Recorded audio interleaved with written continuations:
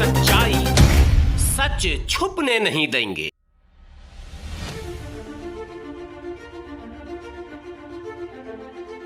रोटी, कपड़ा और मकान, कई दशकों से इस तरह के नारे आप भी सुन रहे होंगे। क्या भाजपा, क्या कांग्रेस और क्या दूसरी पार्टियां, तमाम पार्टियों के चुनावी रैलियों में और चुनावी भाषणों में इस तरह के नारे प्रायः लगते रहते हैं।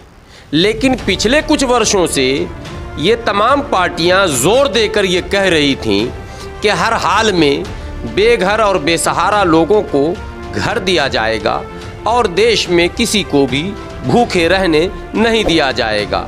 जी हाँ, आपको याद होगा कांग्रेस की उस बहुप्रचारित योजना जिसे आप मनरेगा कहते हैं और खाने की गारंटी योजना, ये सारी योजनाओं के बावजूद भी भूख से मरने वालों की खबरें आती रहती हैं। लेकिन मौजूदा मोदी सरकार का वो दावा कि एक भी बेघर नहीं रहेगा, ये दावे की पोल ही नहीं खुल रही है, बल्कि इस कोरोना काल में राजस्थान के जयपुर का जो दृश्य सामने आ रहा है उससे तो ये लग रहा है कि जितने भी दावे हैं वो सिर्फ दावे हैं। बस उसी तरह जिस तरह आपने गाने में सुना होगा, कसमें वादे प्यार वफा सब वादे हैं, वादों का क्या, इसी तरह से इन राजनेताओं के भी दावे हैं, दावों का क्या, वादे हैं, वादों का क्या। घरें तो उजड़ ही रही हैं, घर उसे कह भी नहीं सकते, उसे तो झोपड़ी कहते हैं।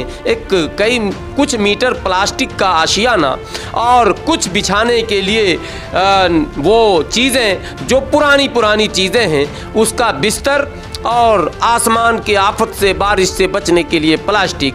बस इतनी सी चीज़ों को लेकर 2 जून की रोटी कमाने वाला परिवार जब कहीं पर अपना आशियाना बनाता है तो सरकार किस तरह से उस आशियाने को उजाड़ती है और क्या व्यवहार करती है, किस तरह से महिलाओं को घर से घसीटा जा रहा है और किस तरह से उन पर डंडे बरसाए जा रहे हैं।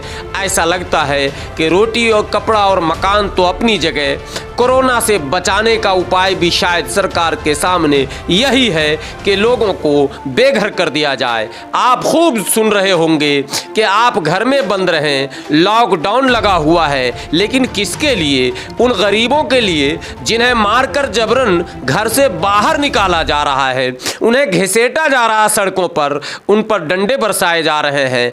क्या लॉकडाउन, कैसा कोरोना और कैसी क्रोनोलॉजी, इसी क्रोनोलॉजी को तो जनता समझ नहीं पाती है और चुनावी वादे पर भरोसा करती है और फिर बाद में पछताती रहती है। देखिए जयपुर के इस दृश्य को और फैसला कीजिए कि क्या वादे हैं, वादों का क्या, इसको और कितने दिन तक हम सुनते रहेंगे।